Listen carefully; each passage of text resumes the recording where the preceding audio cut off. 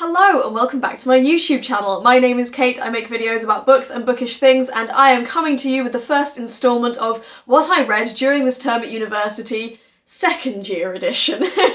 I've now begun a tradition of this. I really enjoyed doing it last year, so I'm bringing it back into my second year. I have been so incredibly busy that I haven't been able to be online very much, which is a shame. I have 2 videos already filmed that I just need to edit and upload, and I promise you they will be coming. One of those was a run through of my Rare Bird books subscription that I had over the summer, talking about the 3 books I got because of that. Really excited to share that one with you.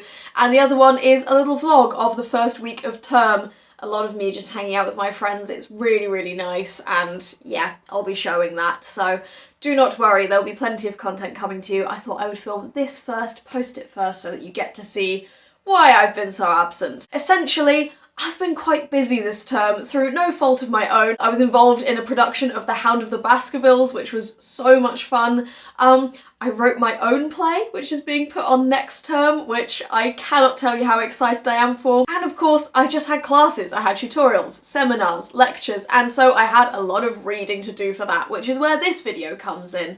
Essentially, I'm just going to run you through everything that I got to reading this term because it's been a really interesting bunch, and it's the predominant reading that I've been doing. I haven't managed to read at all for leisure this term, which I'd really hoped I would be able to, but I was quite bogged under with all my theatre and extracurricular activities, so I will get into it. I don't have it written out nicely in a notebook this time, so I will just read from my laptop screen. I should tell you about my modules. So, I have 2 compulsory modules this year. Those are Theory and Practice of Literary Criticism, and the other one is Shakespeare.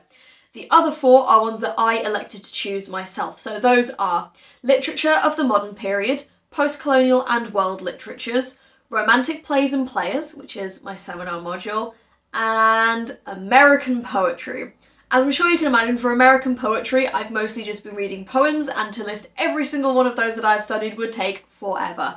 So I'm going to look at longer works, books pretty much, short stories, anything that can be published on its own and stand for itself. So, without further ado, I read The Figure in the Carpet by Henry James, Mr. Bennet and Mrs. Brown by Virginia Woolf, The Poet by Ralph Waldo Emerson, Anne Veronica by H.G. Wells, The Song of the Broken String, which is a poetry collection edited by Stephen Watson, Crossing the River by Carol Phillips, The Good Soldier by Ford Madox Ford.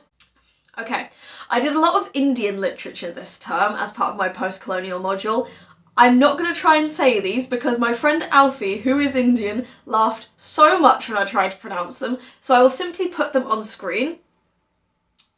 By Hamlet by David Garrick, not by Shakespeare. All's Well That Ends Well by Shakespeare. Also known as The Post Office by. Translations by Brian Friel. Henry IV Part 1 by Shakespeare. The School for Scandal by Richard Brinsley Sheridan. Julius Caesar by Shakespeare. Ice Candy Man by... I'm not even going to attempt that one, I'm so sorry. Cold Dough, also known as Open It by Richard III by Shakespeare, and Imperial Intimacies by Hazel Carby. Let's talk about some of these things that I have read. Alright, so the first thing that I read for this term was a short story called The Figure in the Carpet by Henry James. I had not encountered Henry James before, despite the fact he's written a couple more, much more famous things, but The Figure in the Carpet was such an interesting short story to begin with. It is basically about a narrator who is a literary critic and reviewer who at a party meets someone whose book he had reviewed and ends up being kind of insulted by, but the author basically says, "Sorry, I don't get on well with literary reviewers. No one ever gets what I'm trying to say in my books." And so the narrator has... basically, he just spends the rest of his life trying to work out what on earth this author means in all of his books. And so the lecturer used it as basically an analogy for the practice of literary criticism. It was really interesting, just really nicely written, and therefore led into a lot of the conversations about how do we analyse literature? What is the point of reading? What is the point of reading to critique? Why do we do it in the first place? And I thought it was a really nice metaphor for my Theory and Practice of Literary Criticism module, and also just a really interesting short story on its own.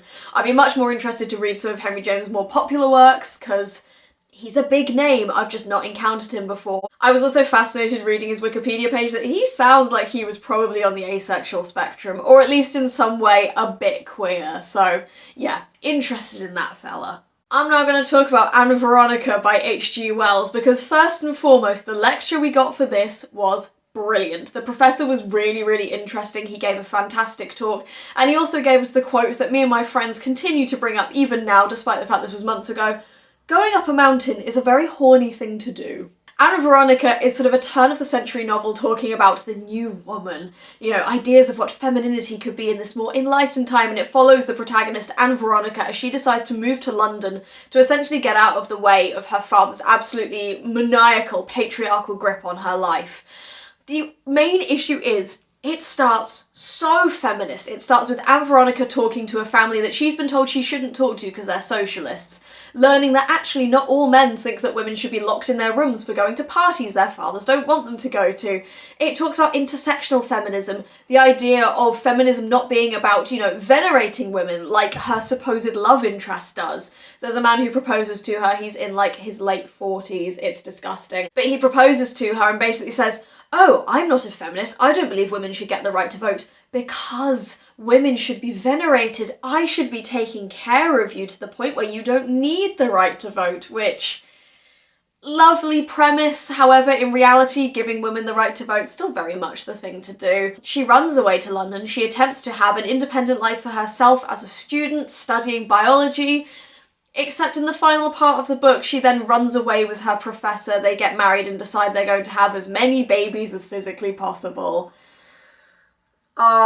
I don't think I need to tell you how that is not fulfilling the feminist agenda. It was such a disappointment. I started reading this novel with my friend and housemate Emma, and we were just sat there reading chapters to each other and going, oh my god, this is so feminist. I can't believe that for our modern period lecture, like the first one that we got, we're looking at something so wholeheartedly feminist. Like, this was written at the end of the 1800s. And then the end of the book happened. We were so disappointed. If we could have got the ending we'd wanted, this would have been a fantastic book, but as it was, the lecture was entertaining. I'm just so disappointed that rather than getting the feminist text we wanted, H.G. Wells was too busy, you know, giving into the primal urges of women to be mothers, because, it could have been so much better, but I have enjoyed shitting on it at every available opportunity since, because what the hell? Hamlet by David Garrick. So for my romantic plays and players module, we are looking at theatre of the Romantic period, sort of mid-1700s up to just before mid-1800s. And it's been really, really interesting because the module as a whole focuses a lot more on sort of theatrical practice than the texts themselves, and it's been really, really cool to talk about, you know, how theatres were constructed, how theatre companies did their things, famous actors and actresses. So cool, so much fun. And as part of this, we looked at Shakespearean theatre in the Romantic period, because of course Shakespeare has always been very popular. And so in particular, we looked at the way that Shakespeare has been adapted during that time period, because just because he was popular didn't mean that people didn't think they could do his plays better.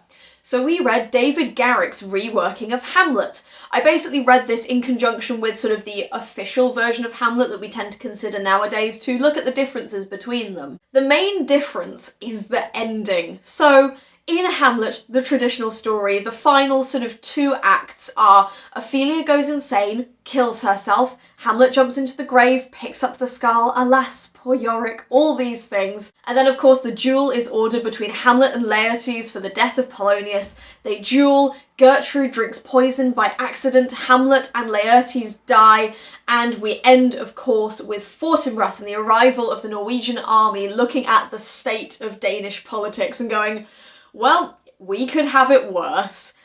In the David Garrick version, Ophelia dies off stage. We know nothing about her. She just disappears after the 3rd act. There is no grave digging scene. Instead, what happens is Laertes turns up, orders Hamlet to duel him, and then that's where it ends. There is no Fortinbras, there is no Norwegian army. Gertrude just dies off stage. There is, of course, an audience to this. Claudius is there, because Claudius also dies, but it's much more nebulous. It's really strange, and the ending of the play is just Hamlet in Horatio's arms. There is no sense of this broader impact of what has happened in the Danish court. A lot of the criticism I've looked at around Hamlet is talking about how this tragedy is centred on the Danish court so we can understand the expansiveness of the politics, and that this isn't just one family's tragedy, this impacts an entire country, especially because Hamlet was written at the point in English history where Elizabeth I was dying. She was gonna die very, very soon, and so the idea of the succession, what happens when a monarchy dies out, was very much a question that the English population was asking.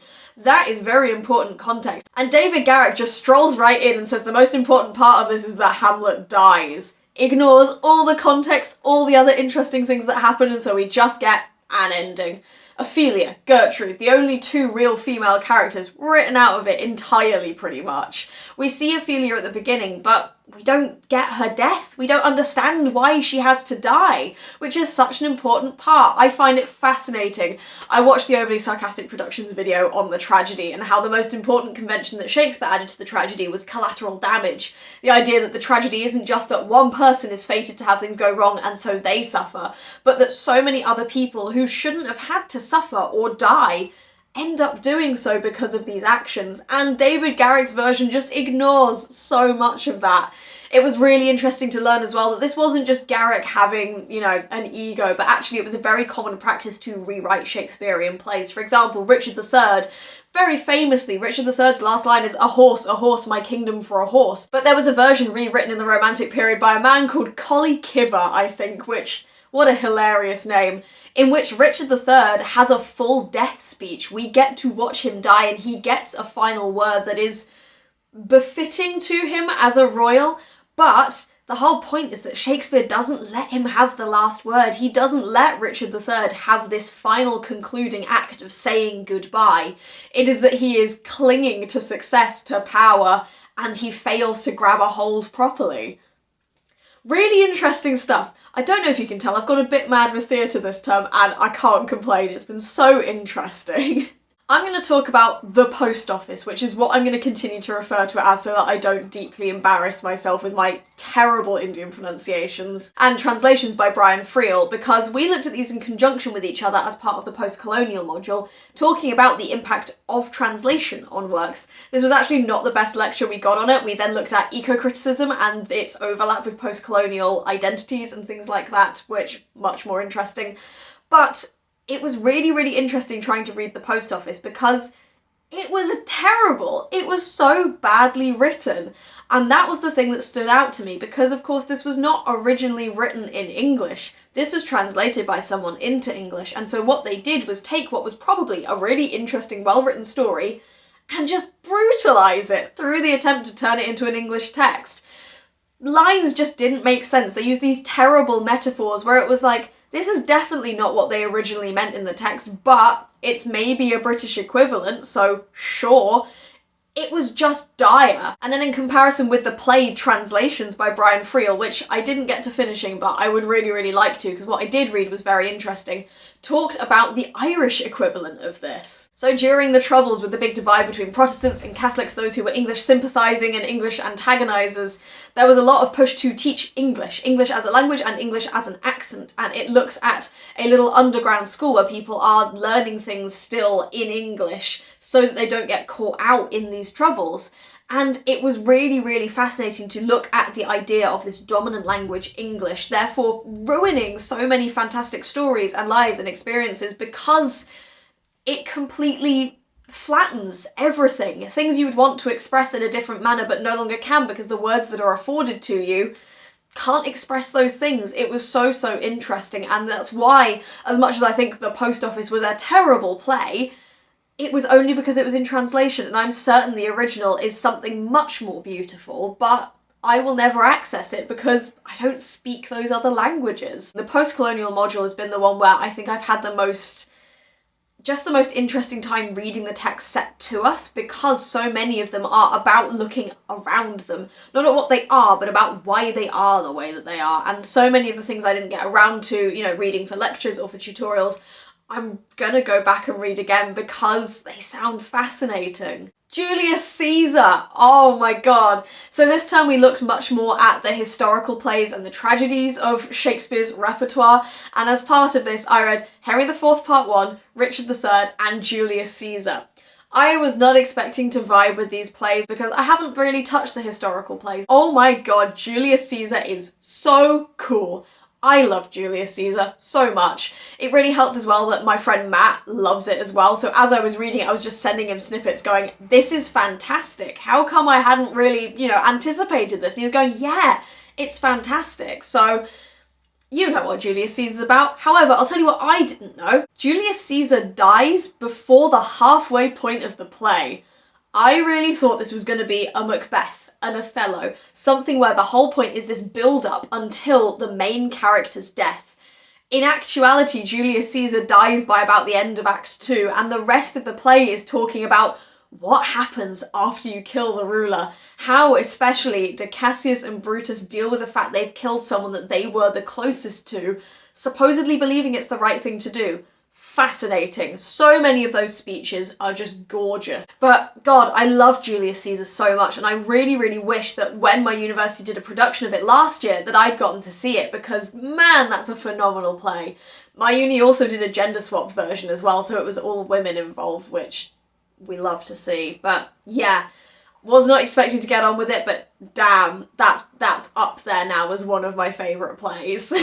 Ice Candy Man was another really, really interesting book. Again, I'm not going to attempt to pronounce the author's name, but this is the story of a young girl talking about her perception of her neighbourhood during India's partition, the splitting of the country that brutalized so many communities that had previously all lived pretty much in harmony into so many other ways of identifying someone that previously hadn't mattered.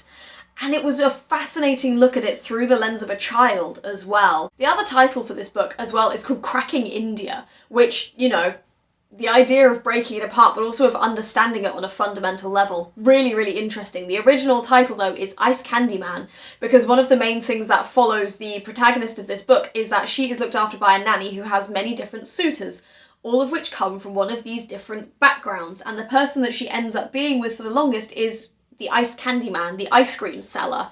And it was just such an interesting thing, not least because I know so little about world history that isn't the UK or a little bit of America, and it's been so interesting to learn so much about India, Asia, so many other areas of the world that I have simply never learned anything about through texts exploring these very, very personal, intimate, violent events through someone's individual perspective, especially as most of these authors lived through these things, and so this is what happened.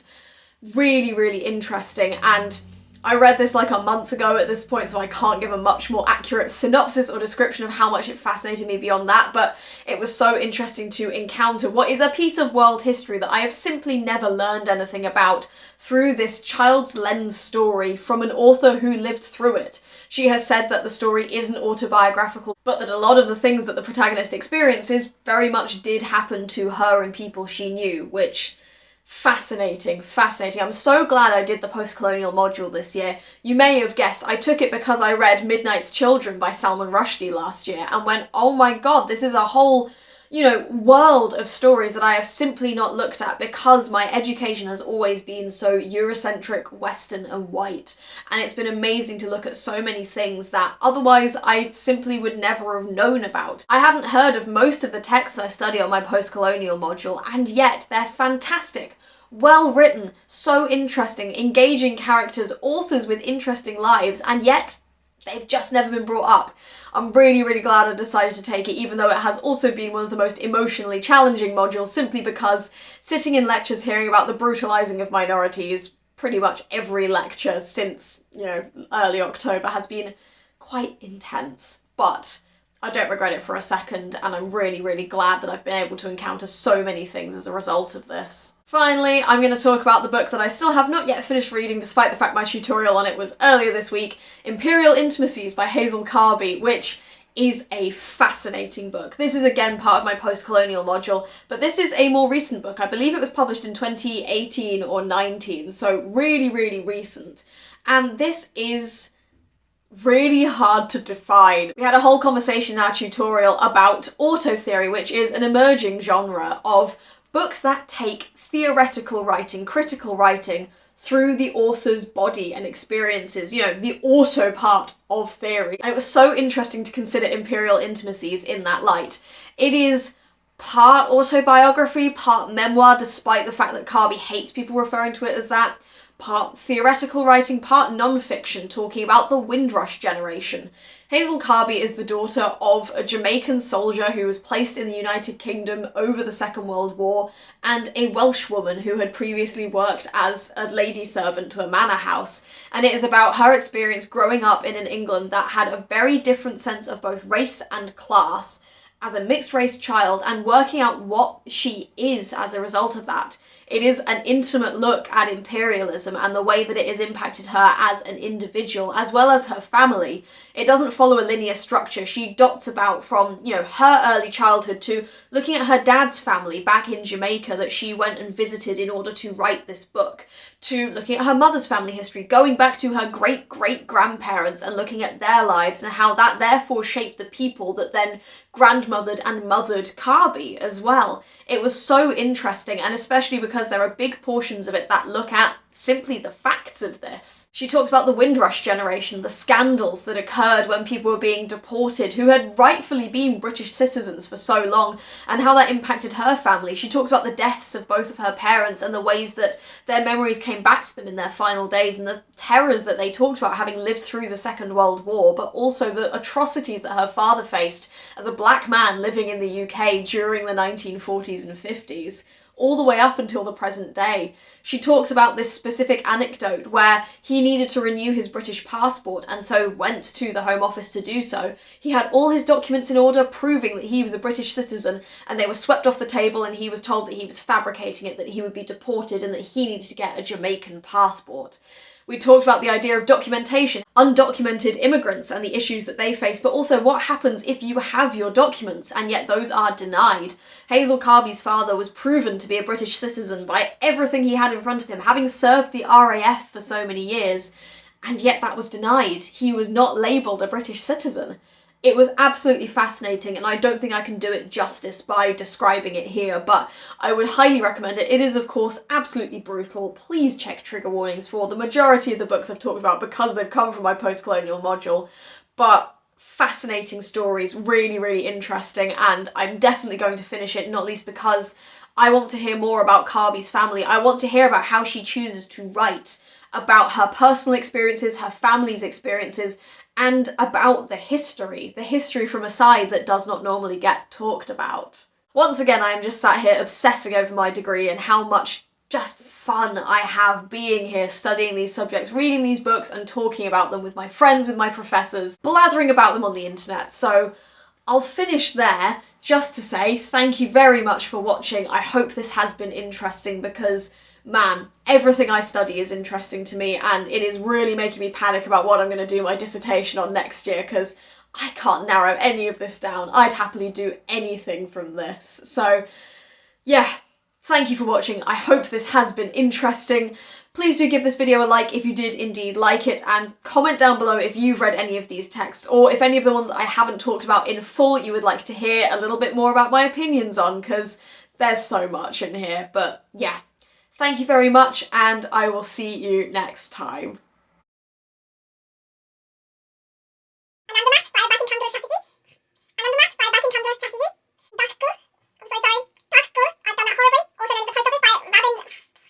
You know what? I'm just gonna put these names on the screen. Fuck. I'm really just exposing how much of a nerd I am with this video, which I act like that's a surprise. It's not. It's an emerging genre in which... Emerging genre.